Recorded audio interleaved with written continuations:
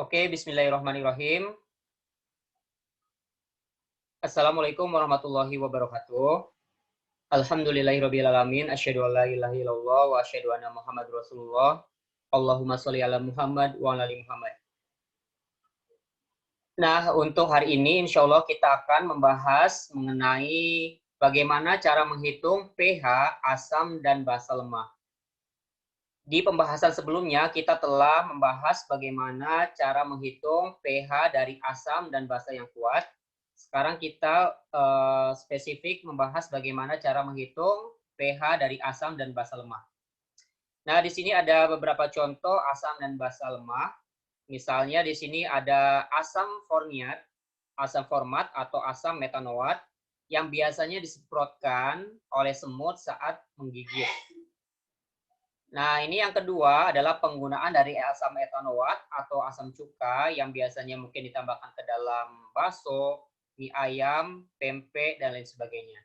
Nah, di sini ada contoh dari basa lemah yang biasanya terdapat dalam obat antasida atau obat MAH, yaitu aluminium hidroksida.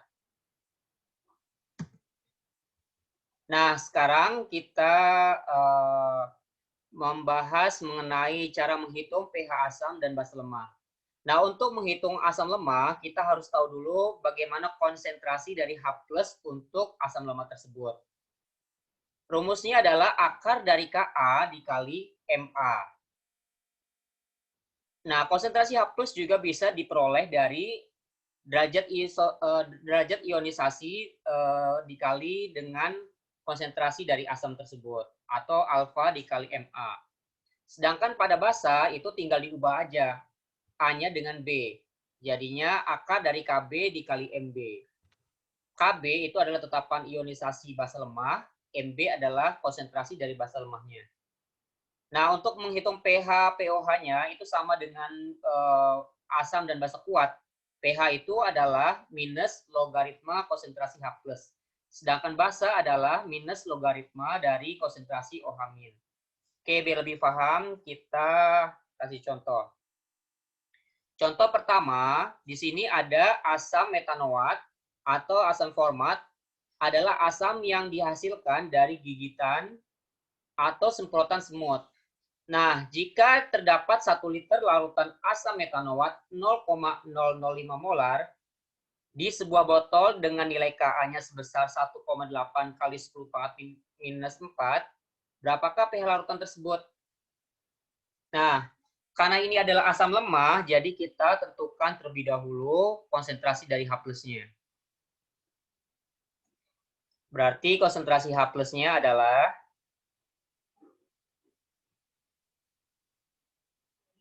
Nah, di sini karena yang diketahui ini adalah Ka dan Ma, berarti konsentrasi H+-nya yang digunakan adalah rumus yang ini. Berarti akar dari Ka dikali Ma.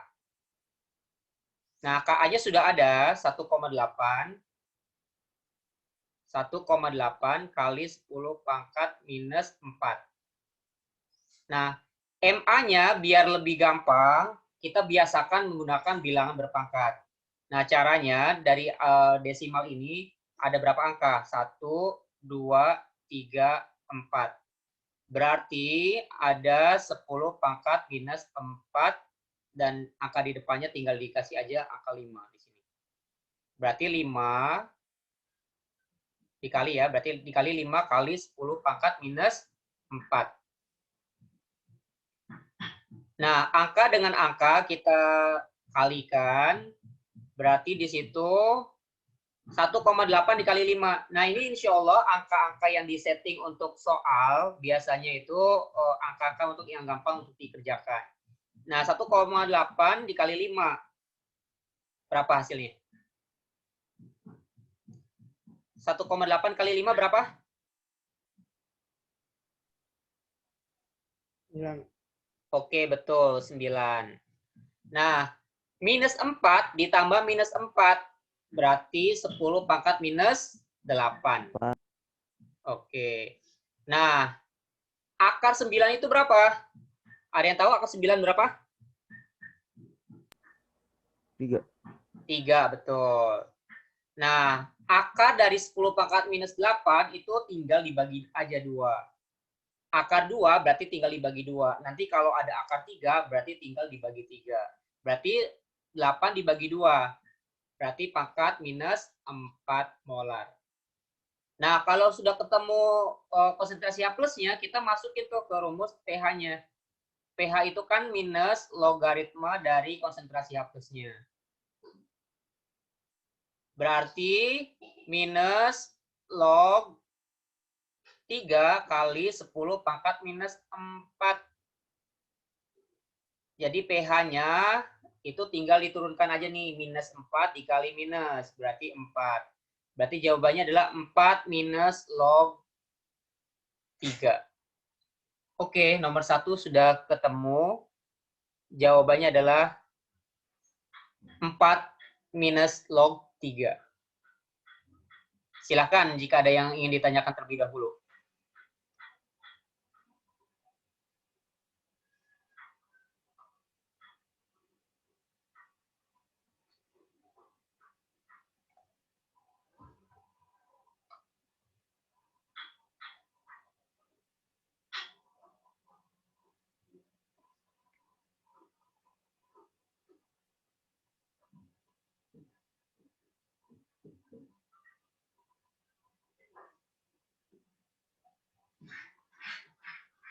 Oke, kalau nggak ada yang ditanyakan, kita lanjut ke soal nomor 2.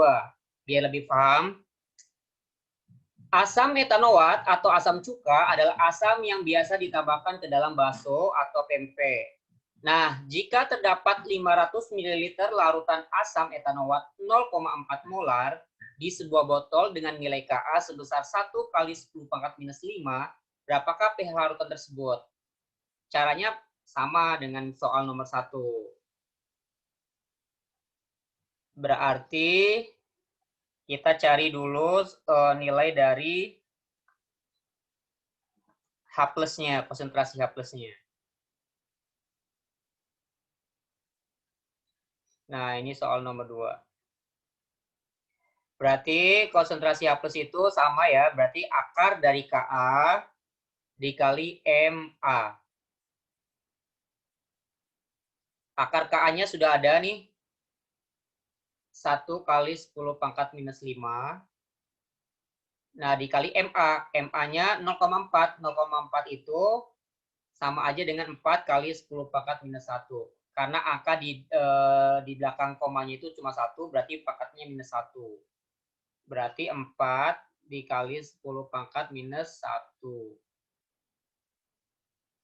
Berarti H plusnya adalah, nah, 1 dikali 4. Berarti 4 dikali, nah minus 5 ditambah minus 1. Berarti minus 6. Oke, bisa dipahamin ya. Nah, berarti akar dari 4 itu berapa? Akar dari 4. Akar dari 4 berapa? 2. Oke, betul. 2. Nah, akar dari 10 pangkat minus 6 berapa? 10 pangkat minus 3.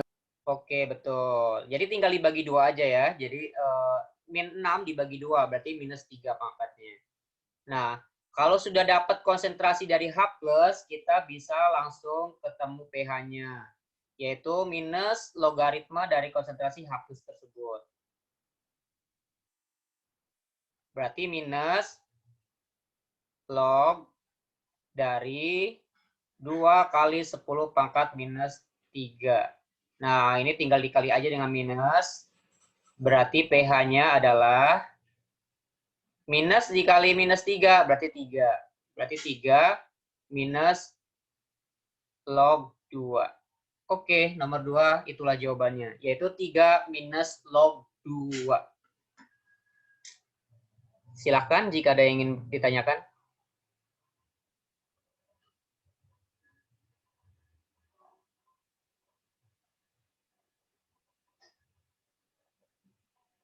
Oke, kalau tidak ada yang tanyakan, kita next ke soal yang basah ya. Kita latih ke soal yang basah. Ustaz. Ya, gimana? Bapak Zaki izin dulu bentar, Ustaz. Boleh. Kemana? Toilet, toilet. Oke, segera ya. Ya. Saat itu 3-nya dari -10 -3. Betul. Jadi dikali Oh. minus, itu apa? Suara Bilal ya? Iya. Oke.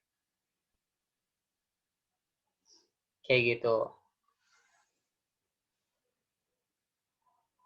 Oke, kita clear kalau tidak ada yang bertanya. Kita berlatih ke soal yang basah.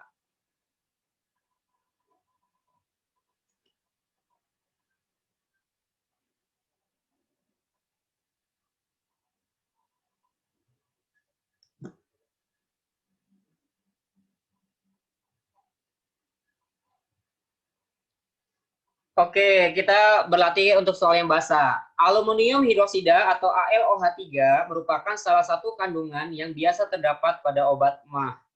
Jika terdapat 300 ml larutan aluminium hidroksida 0,02 molar di sebuah botol dengan nilai Kb sebesar 8 kali 10⁻⁶, berapakah pH larutan tersebut? Nah, karena ini basah, jadi kita mencari konsentrasi dari OH minusnya terlebih dahulu. Berarti konsentrasi OH minusnya adalah akar dari Kb dikali MB.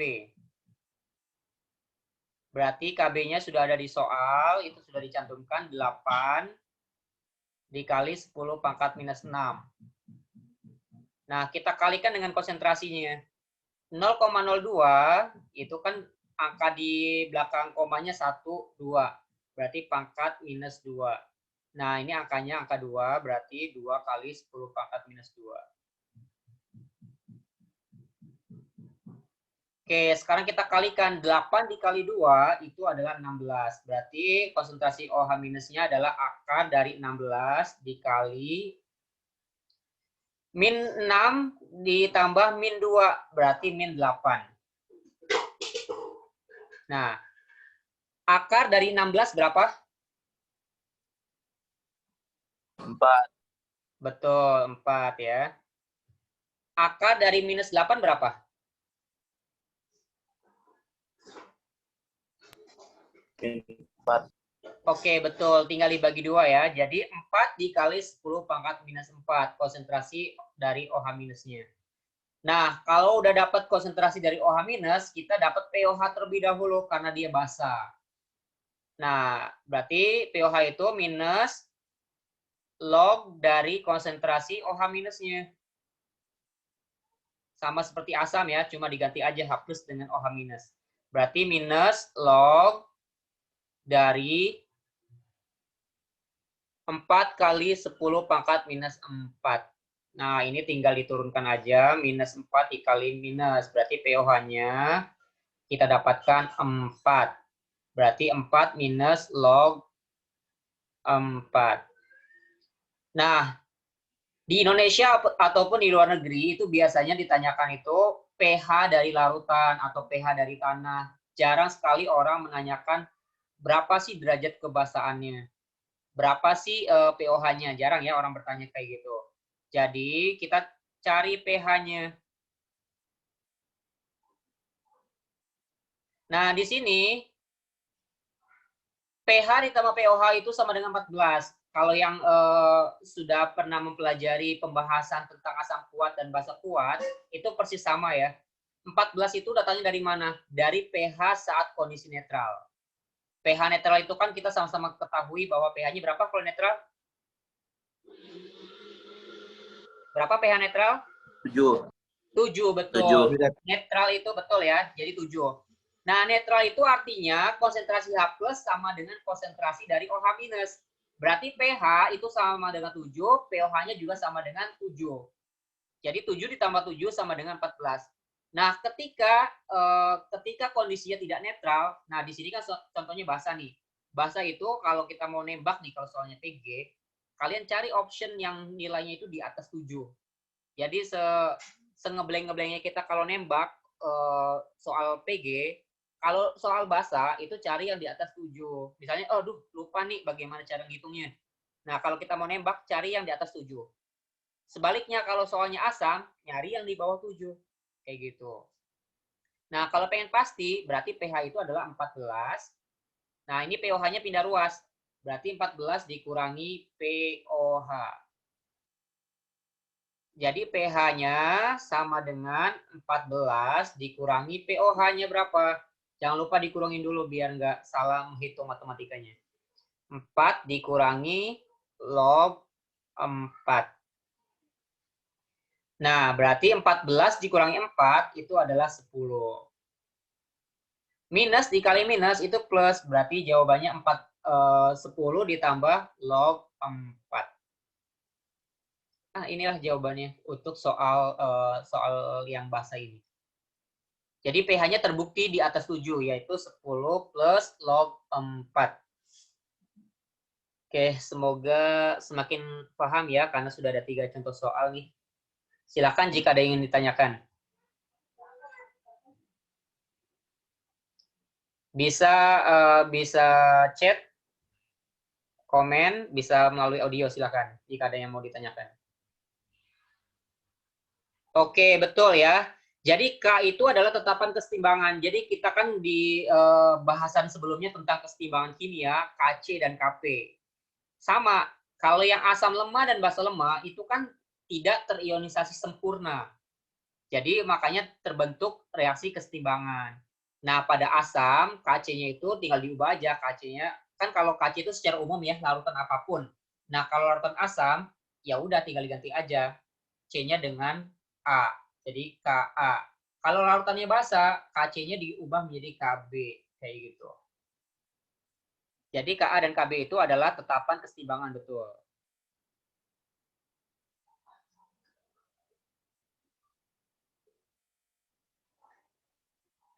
Silakan jika ada yang ingin ditanyakan kembali.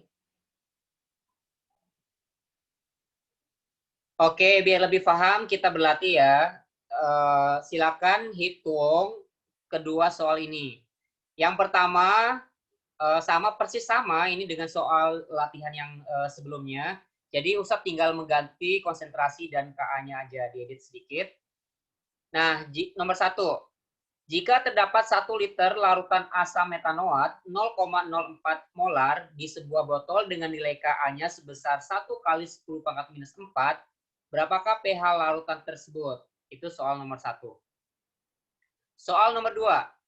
Aluminium hidroksida atau AlOH3 merupakan salah satu kandungan yang biasa terdapat pada obat emah. Nah, jika terdapat 300 ml larutan aluminium hidroksida 0,0001 molar di sebuah botol dengan nilai Kb sebesar 9 kali 10⁻⁶, berapakah pH larutan tersebut? Silakan dicoba dan dikirim jawabannya melalui pesan WA.